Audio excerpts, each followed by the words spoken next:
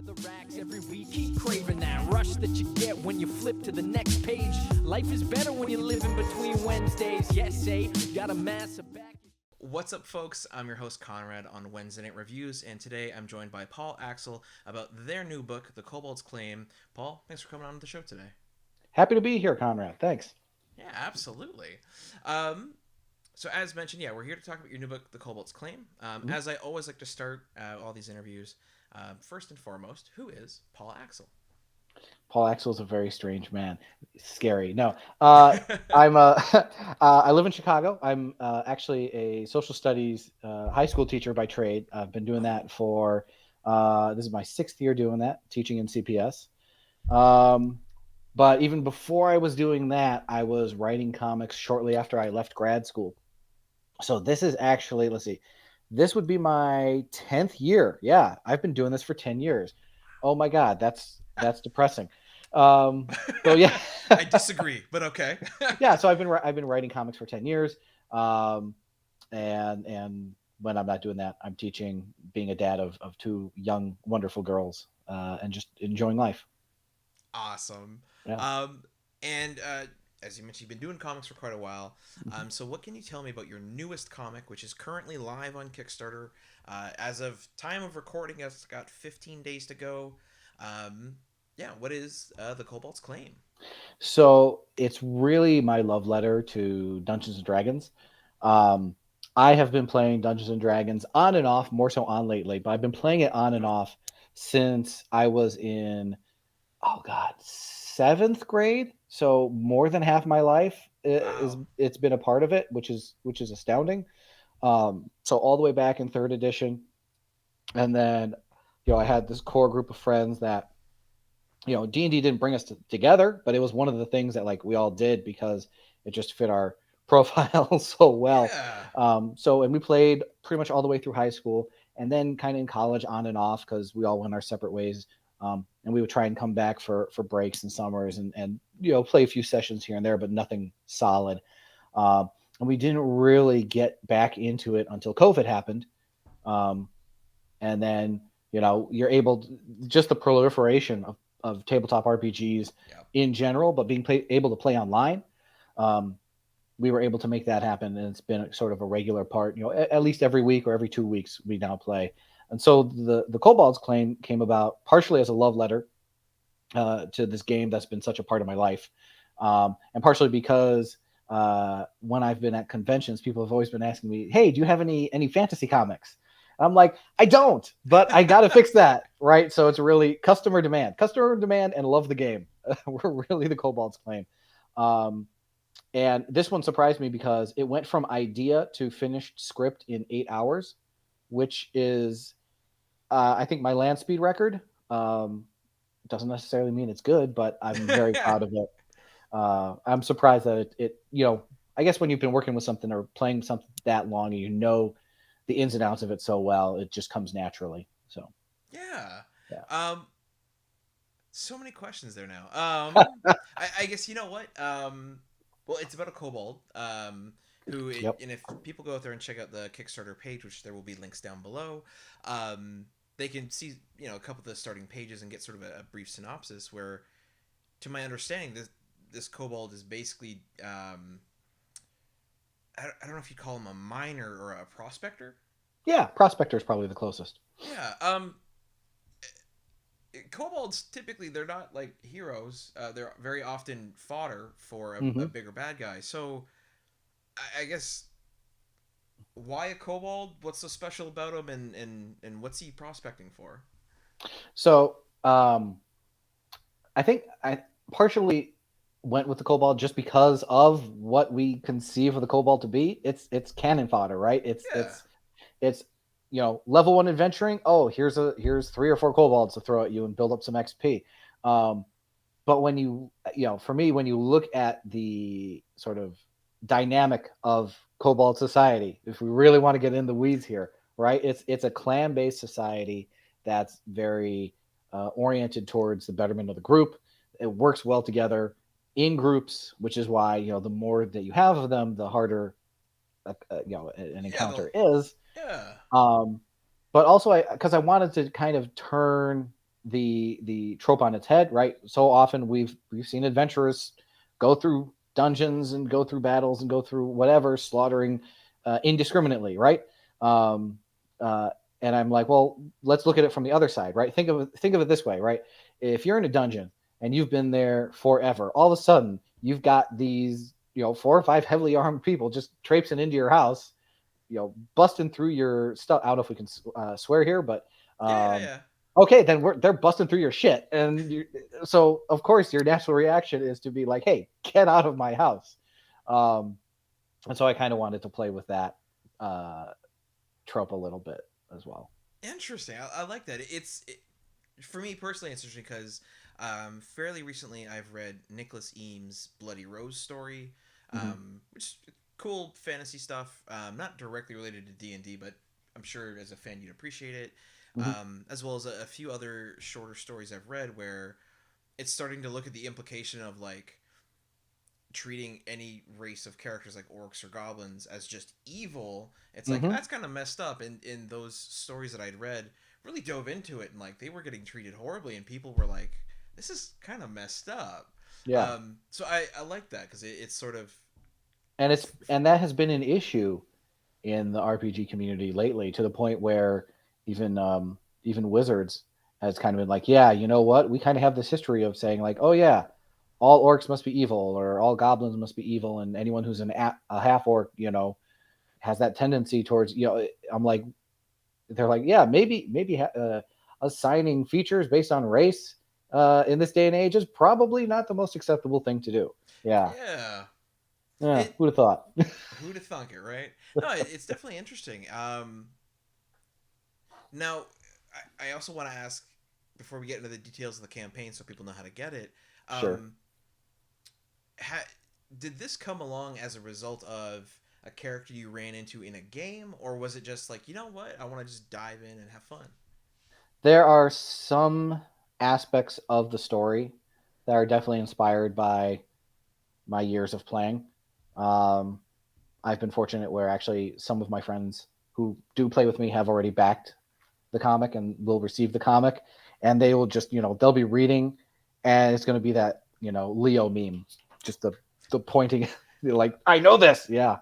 But yeah, that's really more of the inspiration, is just kind of thinking about some of the conversations we've had over the years, and integrating that into the story. Nice, I like that. Yeah. So for the campaign, because a lot of folks out there may have never backed a Kickstarter campaign before, they might be unfamiliar with it, they might be weary of it. When it comes to the campaign, I like to be as thorough as possible. Sure. So what tiers do you have available, or rewards, or basically product do you have for the people out there who aren't familiar? And what's the sort of rough timeline for, well, end of campaign is in 15 days as of recording. But like for, say, delivery of the comic, the digital, the mail, do you have all that worked out yet, or is it still sort of... Yeah, no. So as far as the rewards go, this is my 4th Kickstarter, I think. Yeah. And it's certainly the lowest goal I've had. I will say conventions this year have been very, very good to me, and so I was able to kind of essentially pay for this, most of this comic myself, and so the goal sort of represents just a few additional payments and really more of a pre-order. So when people are looking at this Kickstarter, people are thinking, oh, another unfinished comic, and that's not true. The comic is fully inked and it'll get colored, it'll get lettered. It's pretty much ready to go. Nice. Think of this as a pre-order. And so to do that, we kept the rewards really nice and short for a couple of reasons. It's, here's a copy of the comic. Here's a copy of the sketch cover. Here's the sketch cover with a commission from Minerva, who is an absolutely fantastic artist. You should be able to tell that just from the preview image and just from the art itself. And then, just commissioned work, right? We're not doing t-shirts, we're not doing buttons, we're not doing all these doodads that kind of cost money that you're making in order to get it to the person. Where it's like, do you want a comic or do you not want a comic? Yeah. Do you want the comic digitally or do you want it in print? That's really the goal here. Is I want to put the comic in your hands, and this seems the most effective way.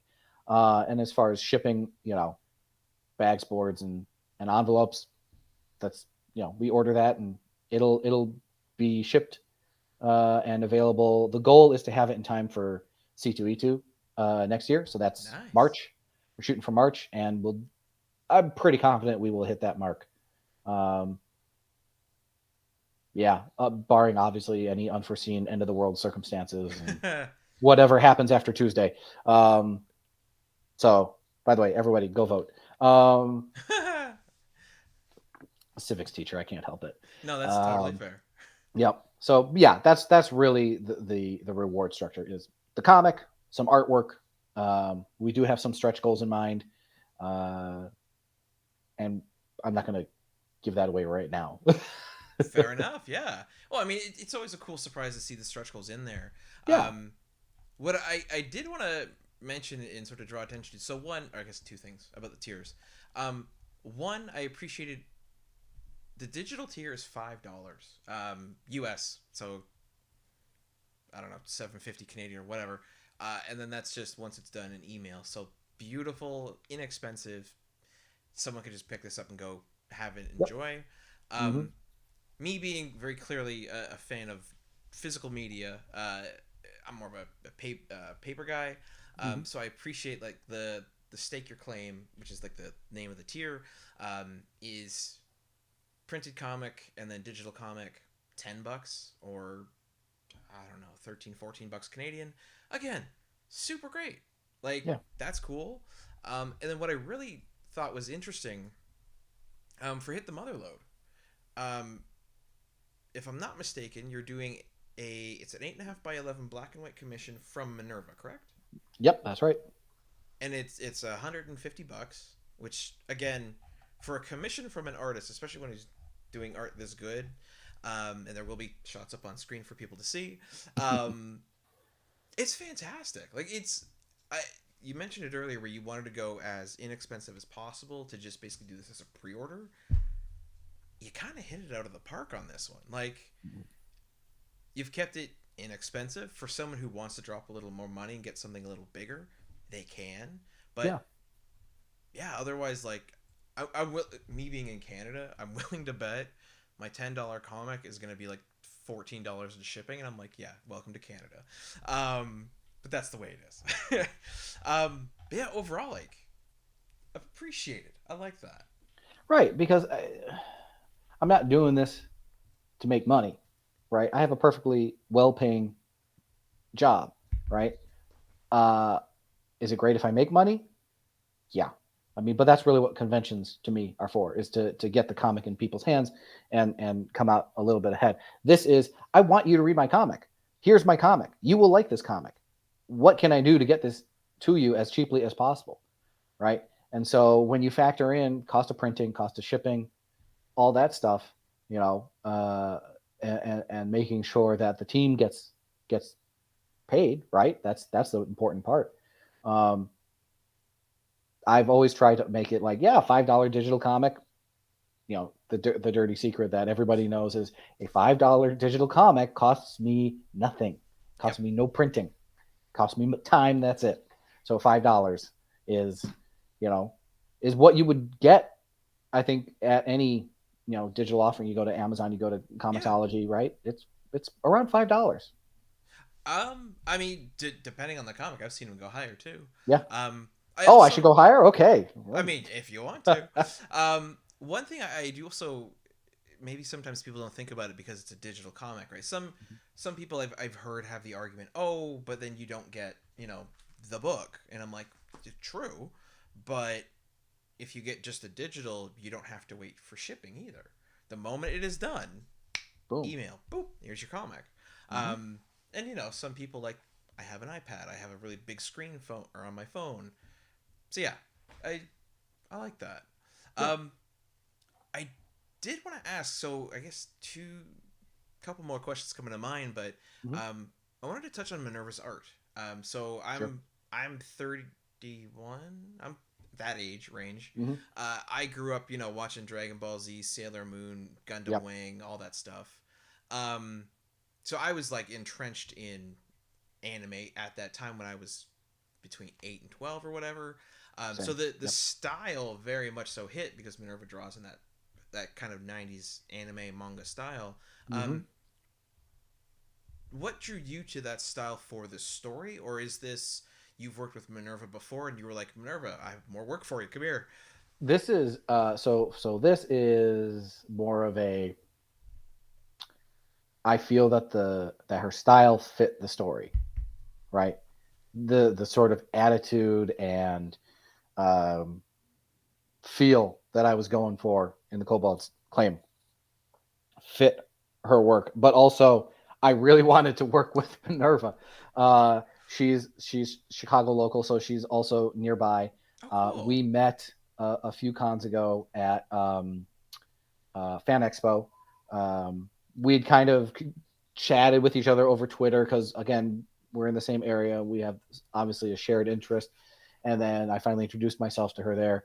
But when I went up and I saw that she had on display, not necessarily, well, for sale, but out of my price range, but for sale, her sketch of Mel Brooks as President Scrooge from Spaceballs. Oh, yeah. Yeah. And so it literally said at the bottom, Spaceballs, the portrait, and the frame said Spaceballs, the frame.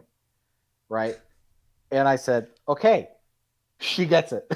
Yeah. She's somebody cool. I have to work with. So, I was fortunate that she's also very passionate about the fantasy genre and tabletop RPGs. She's got another Kickstarter going on where she did the art for a RPG module, which, nice. Go to the Kickstarter in the comments. You'll find it. It's there. And so she, we were able to make it work, and it speaks for itself, right? She knocked it out of the park. Yeah, honestly, it looks great. I also wanted to take a second now. As I understand it, Minerva does the pencils and possibly the inks. Yes. And you have a colorist as well. Mm-hmm. One thing I appreciated, I've got like the first page up from the Kickstarter campaign. Is actually the shading. So there's a lot of use of like heavy black ink, which I appreciate because it's very much so the manga and some of the comic arts I like. It's that style, like reminds me of almost Mignola, where it's not really a shadow, it's just a black outline or a black whatever. Was that done by Minerva, or was that your colorist as well? No, so the blacks are all Minerva.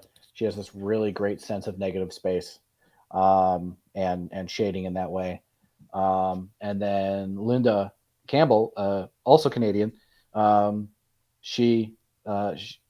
I've worked with her. I worked with her on my last project, cool. The New Amsterdam game. And for her, I said, think of Banff. And just, I mean, honestly, the first image, the one in the mountains where the people are passing through, that is actually taken from the Klondike Gold Rush. That's actually a photograph of people originally moving through the mountain pass to get to the Gold Rush. That's so cool. And so, yeah, this is, I guess this, I think I was joking that so much is filmed in Canada already that we don't say it's Canada, right? But we all know, oh yeah, they're filming in Vancouver. Oh yeah, they're filming in Toronto. Right. I'm like, yeah, why don't I just do that with a comic? It's like clearly Canadian, clearly Canada, clearly Banff. But we're just gonna say it's the Fandor Mountains in some fantasy realm. We'll just go with it. Why not? I love it. Why not? You know what? That's so cool. And being as I'm, no, if you're from Toronto, you're not gonna say I'm from Toronto, but I'm in the area. I've more than enough times been in downtown Toronto and seen, some of the street signs covered over, and it's New York now. Oh, they're filming something here. Cool. Right. Yeah. So yeah, no, tons of that. That's so cute. It's such a fun idea. We would get that. So back when they were filming, Dark Knight Rises, all that stuff. Obviously, Chicago stood in for Gotham a lot, and so you'd be walking along the street, and all of a sudden, oh look, Gotham PD. Hey, it can't be any worse than what we've got now. So okay, you just go about your day.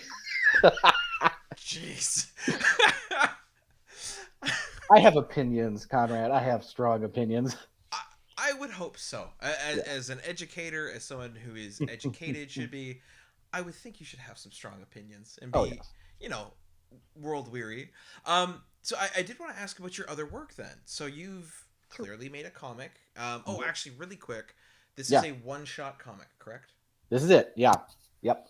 Uh, Yeah, I was going to say that my recent stuff has been one shots. I know most people like to do like miniseries or series or things like that, and for me, it's been more of a um, yeah. I could always go back to these places and make another story if I wanted to, but to get you invested, right?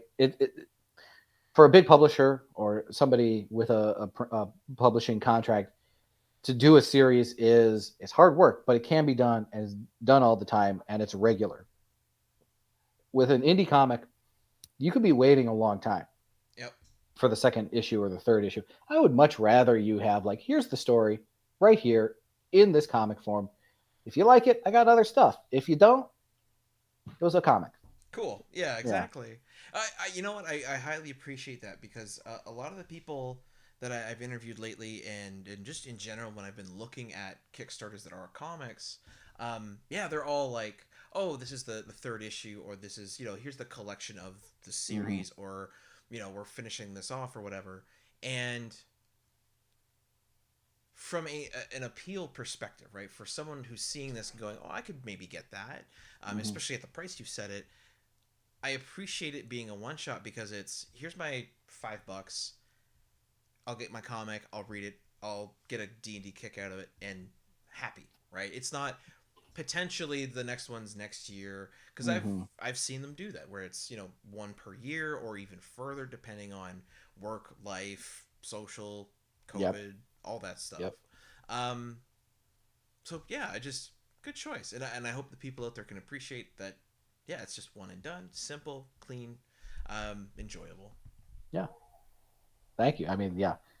I'm just gonna give you your quick hit, and you're gonna go on happy, and that's how it goes. Here's my serotonin kick. Yeah.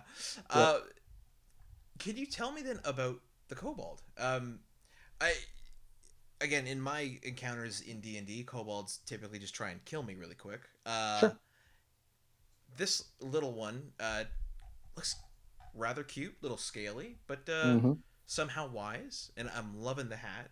So yeah, Yeah. what's up with this kobold? So the chunkiness was very much Minerva's idea. She knows what kobolds look like. She gave me like three possibilities. She did some quick sketches, and I said, you know what? I didn't think about it before, but damn, that is just adorable little dragon knight. So let's go with the chunky, and it kind of fit because uh, the kobold. It's not in the story. His name is Valko. Valko the kobold. Oh, okay. Um, that might have to be related to maybe one of the stretch goals. So there's, I guess, a hint. Valko is for a kobold on the older side, right? They can live into their hundreds. They rarely do because adventurers come and mess them up all the time. So he's not in his hundreds, but he's definitely I would like to say stouter middle age. And so Okay. he's seen things, man, right? He's an experienced kobold, and he's there prospecting for the good of his clan because he is older, he is more experienced, uh, but also kind of in a twisted way. If something happens to him, he was on the older side, right? He was playing with house money as far as the kobolds his clan is Yeah. concerned.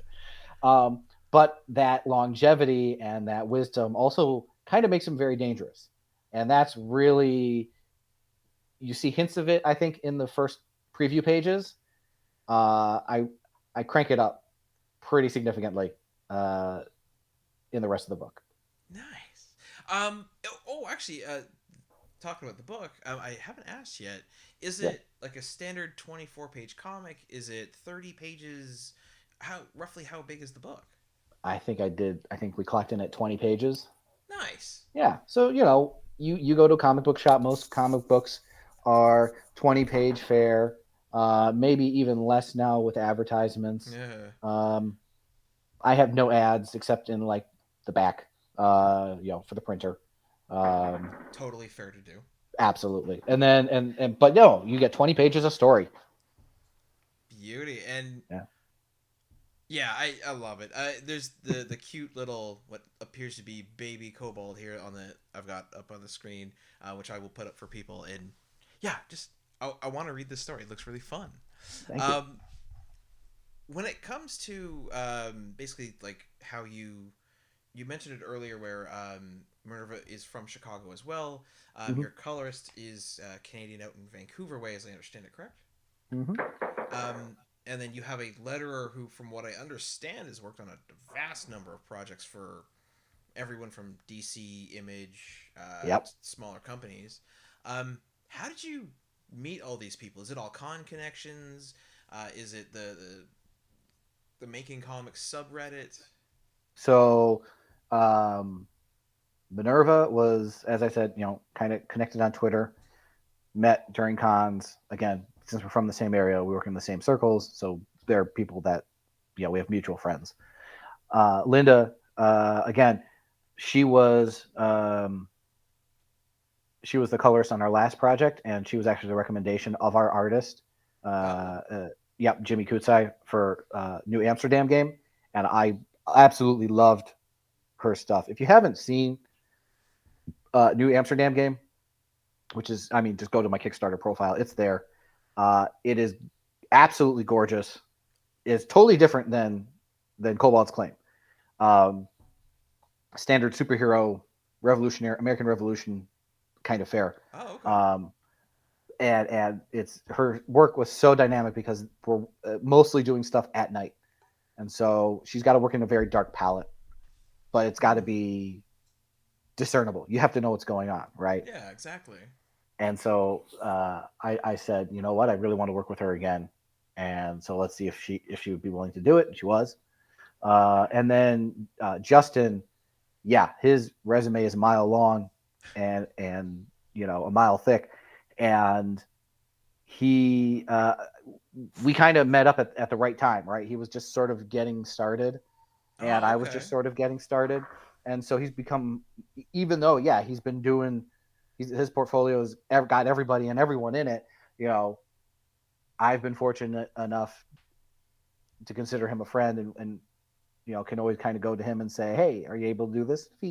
And he is, right? I got very lucky in timing there, and his lettering is phenomenal. He also did the letters for New Amsterdam game. So if you wanted more example, just go to that. So it's some of the old team, some new people I want to work with. Yep. Love it. Let me have a think here. I've got the shot on my screen up here of the heroes that the Kobald encounters. I don't want to dip into spoiler territory though. No. As mentioned, for 10 years or so, you've been making comics. How can people get their work or get your other work? What's it about? It seems like it may be sci-fi or superhero stuff as opposed to fantasy. Yep. What is the Paul Axel catalog? Oh, the Paul Axel catalog. A lot of it is available on Global Comics, which is a digital comics website. If you haven't checked it out, definitely go to it. It's Global Comics with an X at the end. A lot of my stuff is available there. I do have a website. I think was it paxelcomics.com? See if that still works. Yep, that's me. Yep. Okay, good. It still works. And I have it up there. Most of my books are in the Chicago area. If you find me at a convention, that's really where your best shot of getting the comic. But there is a shop on my website. And a lot of what I started with, you kind of write what you know. So I started with historical fiction. So I did the first thing I've done is historical fiction murder mystery, and it was envisioned as a 6-issue miniseries, and the first 3 are out. And then, as you mentioned, life gets in the way. Life happens. Yeah. So the first 3 issues of that are there. I've got a sci-fi kind of optimistic sort of sci-fi called Illegal Alien, about a young man that wants to go to Mars by any means necessary. So it's kind of a running commentary on a post-scarcity world, post-global warming, a world where humanity's sort of figured its shit out, and still people have ambition, right? So much of our life is kind of driven by, I need to work so that I can get paid, so that I can have a roof and food and all that stuff. And when you no longer have to worry about that, you can kind of devote your time to the stuff that really motivates you. And so that's Illegal Alien. Happiness is a Warm Bun. So this is, totally silent, burger-centric comic book about a guy that just wants to get the best burger in town no matter what. So it's evocative of like Wile E. Coyote and Roadrunner. Yeah. But I do put a really good recipe at the back. There's a recipe in the back that's fantastic, if I say so myself. And then New Amsterdam game, masked vigilante taking on the British in New York City during the American Revolution when it's occupied by the British Army. Hints of Zorro, hints of Daredevil, but definitely a guy who has way in over his head. And then that leads us up to Kobald's Claim. That's the collection. It's all, most of it is on Global Comics. You can find it through my website, or just tweet me like, hey, I need to get this. Yeah. That's one of the coolest things that it took me longer to realize that than I think I would like it to have, obviously. But folks out there, like, if you have, especially like an indie artist, the bigger time artists, they might, depending on what's going on, like if they're full-time contracted and they're just, pumping out 24-page comics all the time, maybe a little busy, but like, don't be afraid to just like tweet at somebody. Like, do it. Get some good use out of that hellscape before it, totally sinks into the earth. Yep. Yeesh.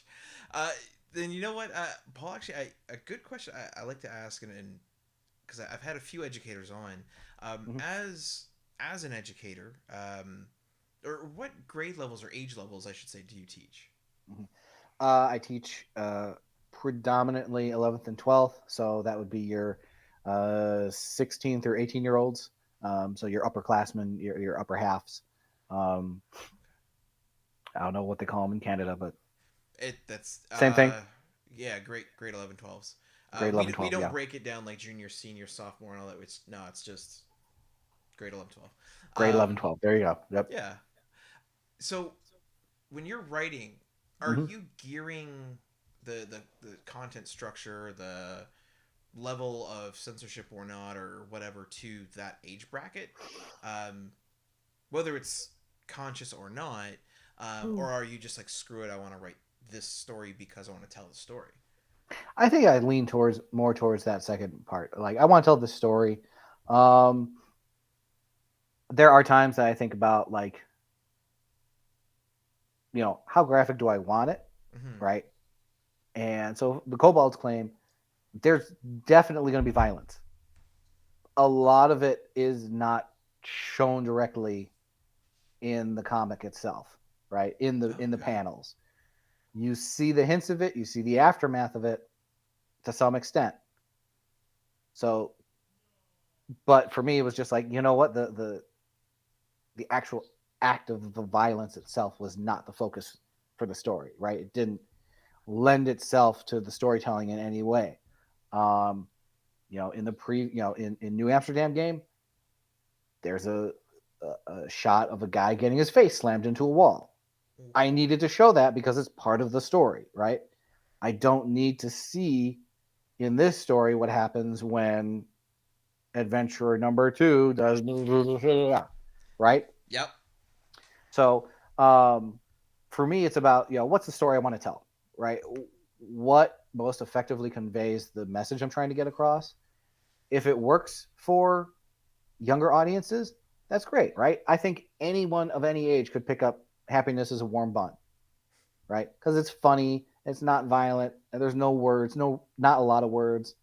And so, but that's just how I wanted to tell the story. It just worked out that way. And then yeah, if my kids pick up the comic, great, fantastic. If my students pick up the comic, that's fantastic. If not, that's fine too. I mean, I have a whole box of every week I go and buy my comics, and then the ones I don't want to keep, right, I put in a box, and the box goes in the back in the library in my classroom, and be like, yeah, there's free comics there if you want them, because I don't want them. My wife doesn't want them in the house. And so comics have word, for the page numbers and the amount of words, it's some of the densest reading material you can get out there, right? And we're all nerds, we're all geeks, and so the vocabulary is extensive. Yep. Right. I think Stan Lee once said that he didn't worry about what words he used, because what's the worst that can happen? The kid goes to a dictionary and looks it up. Yeah, like, oh no. Oh no, he's learned a new word. God forbid.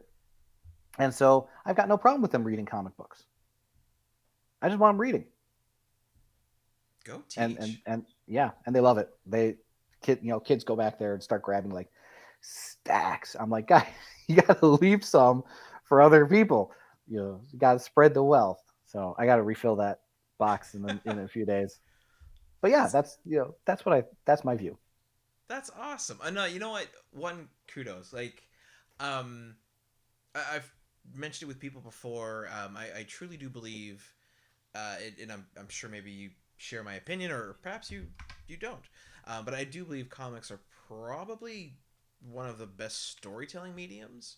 And so for you as a educator to be like, hey, just read, read. I mean, whether it's books or not, like whatever, get them reading. But if these work and get kids reading more, great. Yeah, like I love it. It's really complex reading when you think about it, because Yeah. it's not only reading the dialogue and what the writer has written, but it's also reading a visual situation, right? It's being able to look at the picture and interpreting what is going on. It's that wonderful combination of, hey, analyze this image, but also analyze these words. It's an ancient art form, right? It's Yeah. some of the stuff at the most basic. Neil Adams. I remember listening to him go on as he would about really hieroglyphics are the original comic, right? It's this combination of words, but also ideograms, right? Images that you have to interpret. And so we've just been doing this the whole time. One of his less crazy ideas. Yeah, you know what? I've never thought about it like that. Like I remember as a kid, when we had, the Egypt unit in class, and we would do the hieroglyphics. I loved that, and I'm like thinking back on it now. I'm like, oh, like there is a clear line between that and comic books. Yep. Fascinating. Thank you. I think we've pretty much covered everything that I feel is critical. We've covered how to get the book, what it's about, timelines for folks who might be unsure. I do want to ask, is there anything that you feel so far we haven't touched on that you want to make sure people get to know about?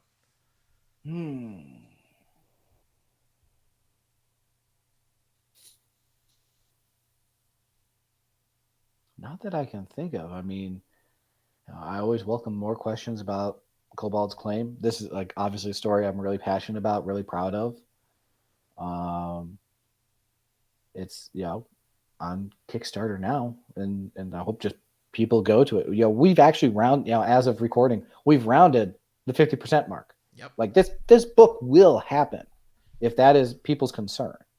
I think like this book will happen, and so I want people to go into it thinking like I want to pre-order the book, right? I don't want to have to necessarily wait around to find Paul at a convention, or be lucky and walk into a store that he happened to drop his comics off at, right? This is the easiest way to get it.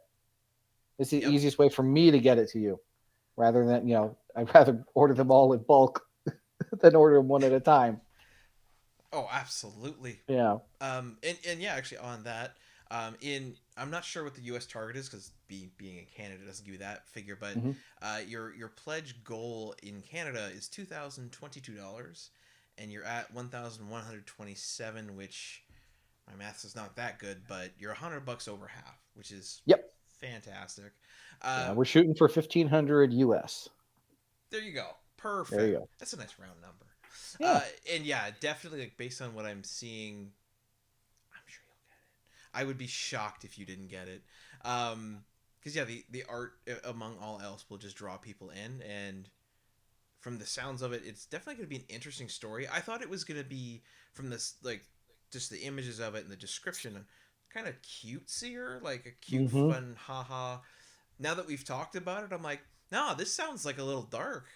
Even for specifically what I almost went into like a horror realm for it, because when you mentioned you don't necessarily see the violence on screen, it is implied and you see the aftermath. Like that is like big time horror. Let the reader do the horrible thing that their brain will go to as a worst case scenario that will probably be worse than you could write or your artist could render. Oh yeah. So just let them like do the messed up thing and you just go, here's what happened. Yeah. You can live in your own sick little mind and conjure up however this looks and sounds and feels all the live long day. It's the choose your own adventure path that I'd like to give kids. But yeah, awesome. Appreciate it. Yeah, absolutely. Then I did want to ask because you've mentioned it just now. You don't want to order them one by one. It's a nice pre-order. You do have them at cons and stuff. The 1,500 US that you're after, is it going to basically just cover printing for the currently 34 folks who have backed it, or once it's completed it'll be 55, 60-ish, or are you going to have enough there that this will allow you to print extras to take to cons and stuff like that? Almost always there's some left over that I can print that to be able to print for cons. Yeah, I usually do runs of somewhere between 25 to 50, just based on my sales history. I know that if I go to a show with 50 comics, I'll probably be okay. Running out of comics is not a bad problem to have. Selling out is a very good problem to have. Hell yeah, that's a great problem to have. Yeah. When it comes to the cons, then so obviously you're in Chicago, so the big C2E2 would be the one to go to. It is, yeah. Yeah, you mentioned Fan Expo. For me, that's like the big con here. We have Fan Expo Canada in Toronto. Is the Fan Expo that you go to like Chicago based? Is it? Yeah. So Fan Expo. So whatever the name of their company is.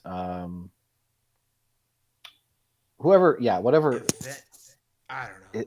Whatever it is, right? Yeah. The company that owns Fan Expo bought what used to be Wizard World. Oh, okay. Okay. So yeah, you're familiar with Wizard World. They had shows all over the place. They stretched themselves too thin.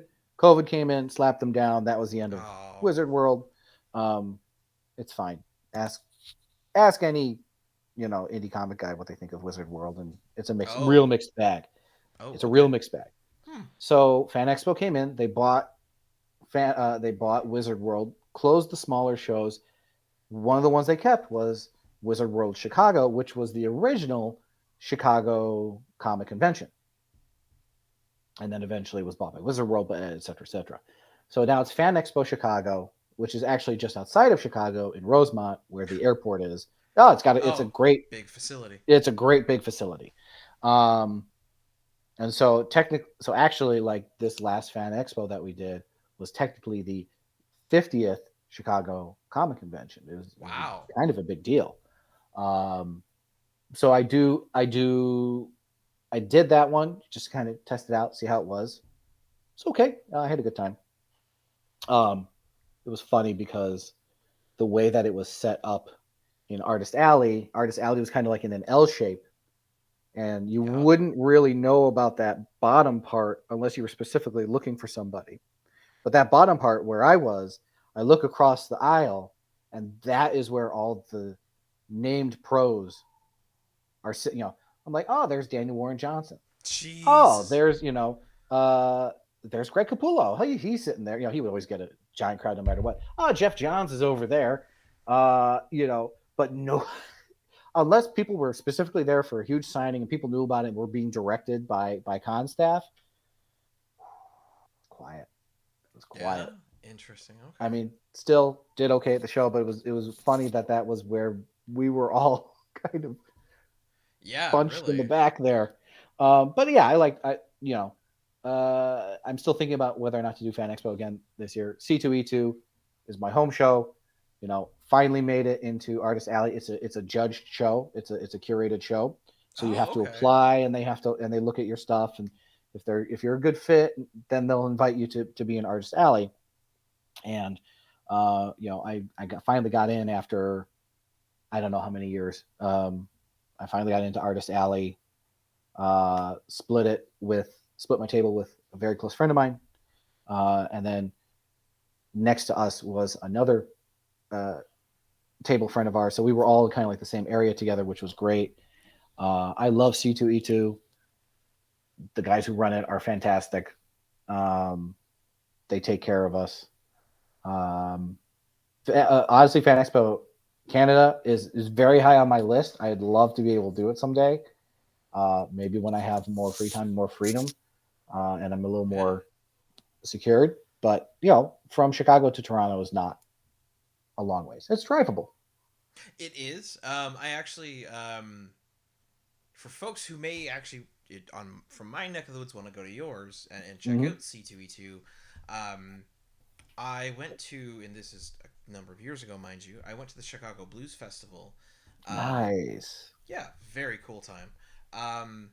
And I remember, other than a horrible delay, which happenstance, train derailed, horrible. Thankfully, it was not a passenger train; it was just a cargo ship, so no one was hurt, from what I understood. But the actual, had it gone off without a hitch, the trip from Toronto via bus to Chicago, then a cab ride to the train station, and then bus from Toronto to Buffalo cab ride to train station, then I forget the company, but train ride to Chicago. Amtrak. I think so, yeah. Probably. All in all, the travel time, not bad. And then you don't have to drive. That was my whole thing. I didn't have to drive it. The driving itself, I think it's 12 hours or something. Something like that. Yeah. So again, not bad, especially if you're going with a couple buddies to a con, or vice versa. If you want to come up this way and do that, what I will say, and I'd love to learn about C2E2 because I've thought of going and I've never done it, just because on top of the tickets and the food and the living while I'm there, thing like renting a hotel room, rather expensive, especially in a major city.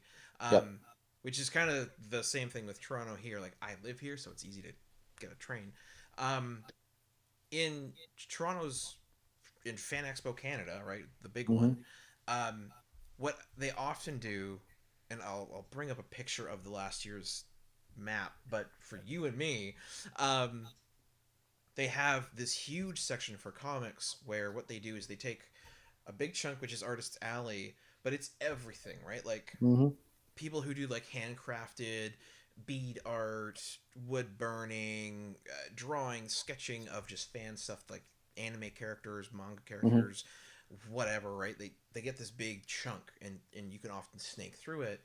And then what they do is, on the entire outside of that, almost like a big C, is all your comic artists. And it'll start from the big name, David Finch, Greg Capullo, Scott Snyder, and then as it wraps around, it'll go into all the indie folks, all the local people and stuff like that. Oh, cool. So instead of being big name of comics, indie stuff, it merges. So if you just walk along, you'll see all of it. Yeah. Is C2E2 rigged similarly? Kind of. They're gonna obviously have their sectioned off Artist Alley, and that's gonna be your mix of everybody, of all crafts and skills and experience. We don't have sort of wraparound like Fan Expo does. And so what will happen is occasionally, so you might be mixed in with Okay. your pros, with your semi big names. So those in the know, you might look down a few tables and be like, oh shit, I know this guy, right? And it's great because especially if you're next to them, you can either get to know them really well or annoy them to the point where they will never speak to you again. But nowadays, there's such a growth of sort of these talent stables, right? Where you'll have multiple artists represented by the same agency, talent agency. And what they'll do is they'll just, oh yeah, we're going to take this whole row, right? Yeah. And so you go down one aisle and it's all of these artists and writers all represented by the same company. And they're all there, which is, that's useful. And kind of congregating them all. Us little guys, we don't get to mingle with them as much as we used to. Yeah. But occasionally, you'll have, for example, Chris Claremont. Chris Claremont, everyone knows Chris Claremont. He's got a regular table like the rest of us. He just happens to have a sign that says Chris Claremont and a line that wraps around, 2 or 3 aisles. Yep. But you could sit next, you could sit next to him. I could sit next to him for a weekend. I think it really comes down to, that individual artist or writer and how they kind of operate. So the artists are more so in the stables. The writers kind of, or unless you're somebody absolutely enormous. Yeah. Like, Scott Snyder, James Tom Kinney, King. Tom King right now for sure. No, yeah, Mm-hmm. you know what? I agree. Like I have mixed opinions on the, like you said, the sort of the creator stables there, because we have them up here where one company represents like 8 people and they're like, here, who, and they'll have like a huge big display where they're like, here's these 8 people that are from us. Yep. Boom, boom, boom, boom, boom, and here's our exclusive deals and comics and get them signed and sketched and all that stuff, which is like great. It probably takes cost off of the artist. There's probably more money there. They have an easier time, sure. But at the same time, like, Jason Lapidus, a local artist who, he's one of my original interviews that I ever did. I've spoken to him at many cons. Just, it's great to see him because I quite like him. And continually, he'll tell me, like, yeah, like, so this time, like, we were sitting beside this person, and through them, I got to know this person, and they gave me all sorts of tips about how to draw and how to ink and all that stuff. Yeah. And I think there's something to that. Like, when you can intermingle, and, like, pick, the brain of Claremont and be like, hey, so, like, let's talk comics, and they would genuinely talk to you. I think there's something lost when you do that stable idea. I don't know. Yeah, again, mixed opinions. Yeah. No, I mean, I'm doing Scott Snyder's online writing class now. And it's fascinating. I've been fortunate to meet him a couple of times way early on, back when I was living in Boston and doing Boston Comic-Con. He would be there. This was right when he was, oh, here's the new Batman writer, right? He's just becoming Scott Snyder, right? But that was way back when. And now, he has his online course and there's thousands of people taking it. But the way that he views it is you have to, for him, conventions are fun, right? They are, all of us have fun at conventions, but he really thinks about it in sort of a professional way, right? Just like if I were to go to the American Historical Association, right, as a history teacher. Is it fun? Yeah. Is there drinking? Yeah. Am I hobnobbing with people who are experienced? Yes. But at the end of the day, it's a professional moment to kind of make connections and talk business and talk shop, still have fun. But, that's sort of the way that I've gotten to think about it as well. Right. Hell yeah, I have fun at conventions. Hell yeah, I walk around the floor and buy some stuff and just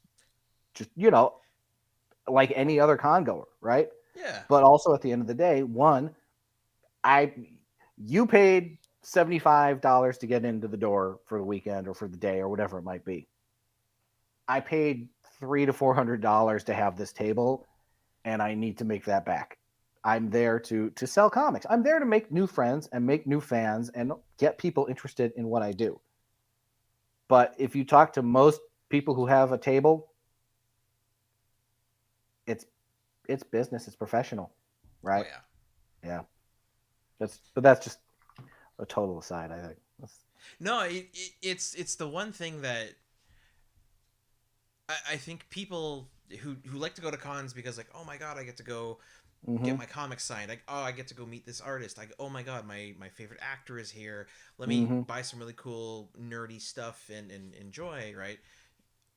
People who go for them and have a great time, and again, that's the purpose, right? Nothing wrong with that as a consumer. Don't think about like a con as like a comics creator is like a giant get together of whose brain can I pick? Who can I go to dinner with tonight and get a personal moment with and who knows? Like maybe get a contract out of that. Maybe get some really good tips on how to draw or write or whatever. Like huge connection moment. Yeah. Yeah. And it's gotta happen organically, right? You can't glom on to somebody and just kind of like nerd out. You can nerd out a little bit, right? But I mean, if someone were to come up to you and just like A, not leave, but B, just start asking you question after question after question, and like you're not seeing a point in it, right? Yeah. It's you want yes. Do you want other big fish to notice you? Yes, but really, what you should be doing from my standpoint and from standpoints of others is you should be working with your sort of your peers, right? Yeah. Would I go up to Greg Capullo and say, "Oh, I got this great comic, you got to draw"? No, because one, I can't afford him. Two, he works enough as it is. Three, he could probably crack me in half. Yeah, he's just jacked, scary, absolutely jacked. Oh, it's nice guy, but totally ripped. But anyway, well, yeah, no, but to look at him, he's like, whoa. yeah. But the people you want to hang out with, the people you make connections with at the con, are the ones who are in the same boat as you, right? So I'm talking to the people who have been doing it for, 10 years, 5 years, 7 years, who have several comics out, who are still indie, because those are the guys that eventually they get called up to bat. Somebody gets called up to bat. And you want to be the friend rather than their toady. Does that make sense? Yep. Yeah. That's the purpose of cons, I think, for a lot of us is to make the genuine friendships and connections. Not necessarily would I try to pick Chris Claremont's brain? Maybe. He has opinions. But certainly there are some professionals that I would pick their brains. But I would not be taking their time so much unless they wanted their time taken up. Yeah, again, unless they say to me like, "Oh, show me more," or "Tell me more." You know how it is. There it is. Yeah. Yeah. Yeah. So, yeah, like I said, bit of an aside, but fascinating all the same to me. Yeah. So, Paul, you know what? We're coming to the end. We've got about an hour in the actual interview itself, which is fantastic. So my last two questions, nice easy ones for you, I hope.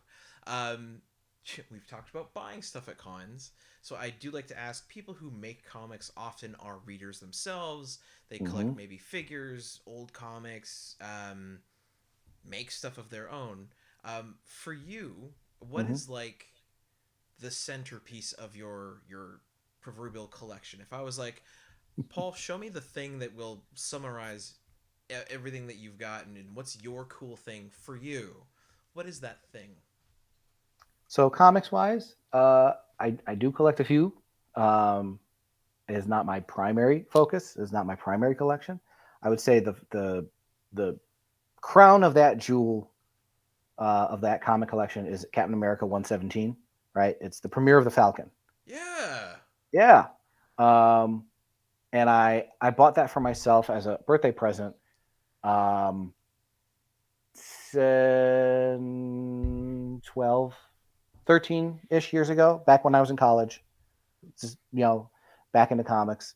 And I saw it and I paid probably too much for it back then.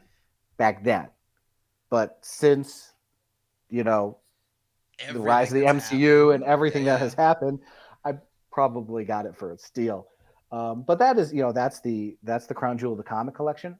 For me, believe it or not, the thing that I collect, if you were to ask certain people to say, oh, he collects everything. maybe. But the thing that I really love collecting are souvenir pennies. Oh, okay. Like the ones you crank through the machine? Yeah, you crank the machine and it squishes the penny. Yep. I know they have them in Canada as well. I've been collecting those as far as I can remember. I mean, I have over 100 now, probably close to 150. Oh, cool.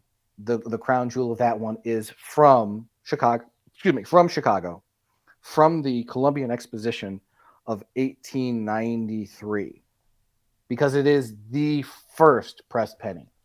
Oh, that's cool. It's hilarious because it's just you look at it, there's no design to it. It's like a flat surface, and it has in raised letters, Columbian Exposition 1893. That's it. Nothing special, no images, no nothing, just the letters. But you're like, from this trinket, right? And a penny could get you a lot back then. Fair, yeah. From this trinket grew this enormous industry where, I mean, you can't go to any tourist trap on the hemisphere. Oh, God, no. Without finding. I've actually found them in Italy when I was on my honeymoon. I found one in Florence. I'm like, okay, I have to get one. Hell yeah. That's so cool. Like, yeah. I've personally seen them in, obviously, like Niagara Falls. I've seen a few around Toronto. I believe there is one or was one in the Blue Jays Stadium. The Sky Dome is the real name, but the company who owns it, the Rogers Center. Yeah. They have or had one. So yeah, very familiar. Question for you then, because when I've got my own, you put your penny in it, you feed the machine it, and it cranks it out over the rollers to make it have modern ones that have all the patterns and stuff. They end up kind of bent. To store or perhaps display or encase them, have you like flattened them or have you kept them? Oh, yeah. So when they come out, they're still that wonderful warm. Well, the pressure warms them up. Yeah. Yeah. So they're still warm enough that you can kind of straighten them out. Yeah. And then they sell these booklets. Just kind of think of it like a baseball card deck. Yeah, the clear sleeves. Yeah, right? Clear sleeves, and it's about yay big. It's called like a penny passport. You just open it up and you just slip it in to the sleeve. And I need another one of those, actually. Thanks for reminding me. But go order one. Yeah, should. That's so cool that you've got like one from the first one, like period. Damn. That was an eBay purchase because I'm not that old and surprisingly easy to find. But really? Yeah, I mean, I imagine it would have been all the rage back then because no one's ever had it. Probably quite a few were made. Yeah, I mean, and I know we joke about like, oh my God, a penny could get you a lot back then, but still, I mean, it was a penny. People had them. Yeah, tons of them. Pop it in the machine, crank it out, enjoy. Yeah, that's so cool. That is. It is. It's definitely like the least. I don't know. It's very far from comics, but like, that's just super cool, and I'm sure like everyone can understand it and appreciate it because I think everyone's got them, especially as a kid. Very cool. And when you think about it, it's the least intrusive thing you could possibly collect. Yeah. Right?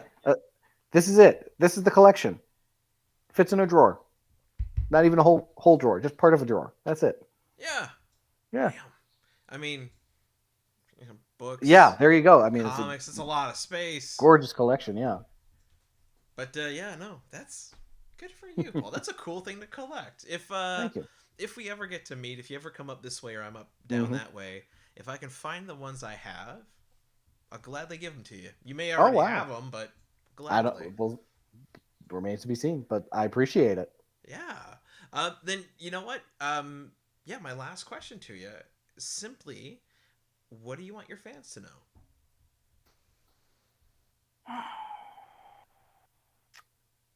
I want my fans to know that like every story that I write has some sort of message in it, right? I'm not necessarily going to hit you over the head every time, but it's there for those who are paying attention. Everything I write about, I'm passionate about in some way. I'm not just